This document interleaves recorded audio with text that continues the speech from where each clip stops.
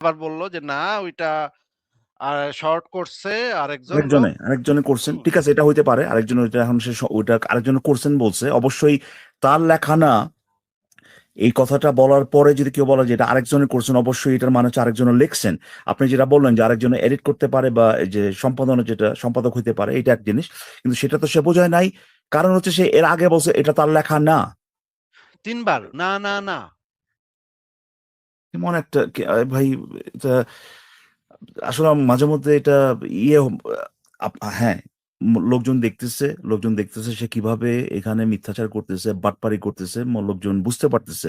কিন্তু একটা একটা পর্যায়ে যাওয়ার পরে দেখেন এই ব্যাপারগুলো আর মানে মানে আসলে যে দুঃখজনক, এটা হয়ে যায় আরকি। এটা চোখের সামনে এভাবে আসে আরকি। যে একটা দুঃখজনক ব্যাপার যে একটা একটা মানুষ সবার সামনে এরকম, আমি সিউর কয়েকশো, ৭০০, ৮০০ লোকজন দেখতেছে নিশ্চয়ই।